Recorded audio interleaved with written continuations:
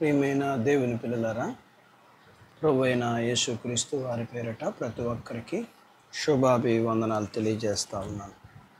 ఈ ఉదయకాలం పరిశుద్ధ గ్రంథం నుండి దేవుని వాక్యాన్ని చదువుకుందాము.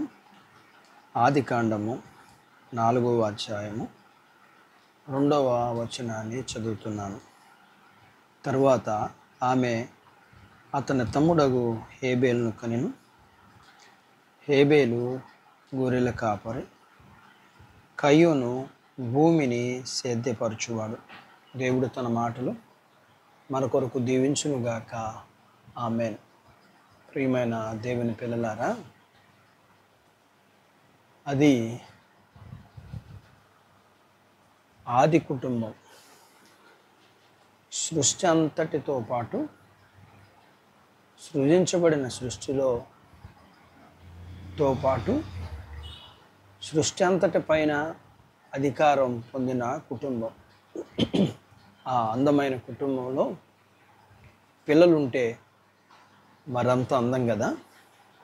అయితే ఆ కుటుంబంలో దేవుడు వారికి 2 బిడ్డల్ని ఇచ్చాడు. ఒకరు కయ్యూను, 2 హేబేలు.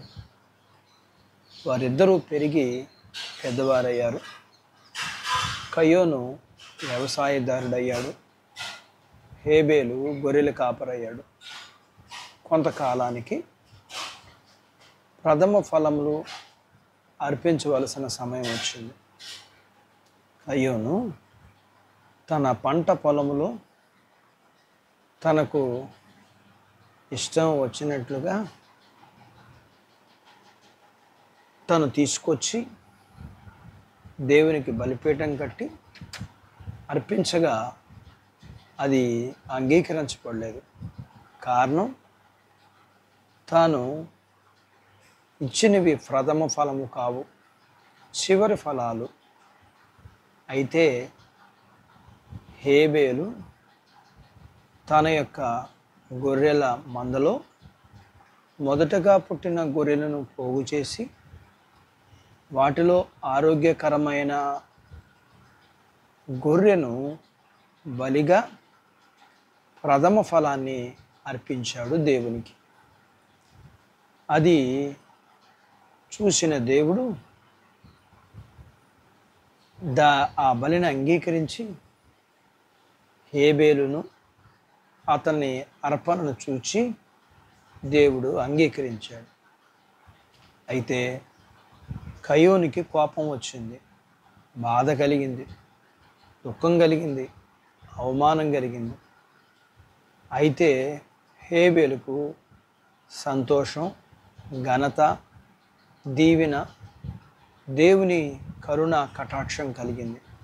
కారణం, దేవుడు ఇక్కడ చూసింది బలిని కాదు, ఆయన మాట చొప్పున చేయడం చూశాడు. అతడు చేసింది, అతడు తన మాట ప్రకారం చేయడాన్ని దేవుడు చూశాడు. లేఖనంలో ఇలా ఉంది, ఎవరు నా మాట విని విధేయుడై జీవిస్తాడో వారిని చూచి వారితో ఉంటాను. కాబట్టి లేఖన ప్రకారం ఎవరైతే ఆయన మాట విని ఆయన చెప్పింది ఎవరైతే చేస్తారో వారు హేబేలు వలె దేవుని యొక్క దీవెన అనుభవించగలుగుతారు. హేబేలు దేవుని ఎదుట నీతిమంతుడుగా ఉన్నాడు.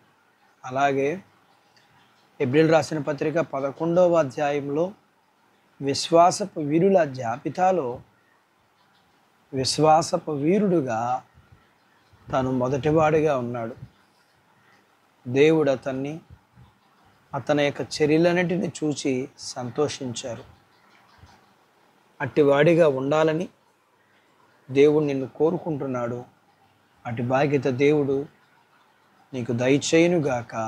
ఆమెన్. ప్రార్థించుకుందాం. మమ్మల్ని మిక్కిలిగా ప్రేమించిన మా ప్రియ పరలోకపు తండ్రి, మీ పరిశుద్ధ నామమును బట్టి మీకు వందనాలు చెల్లిస్తూ ఈ ఉదయకాలం మీ వాక్యాన్ని బట్టి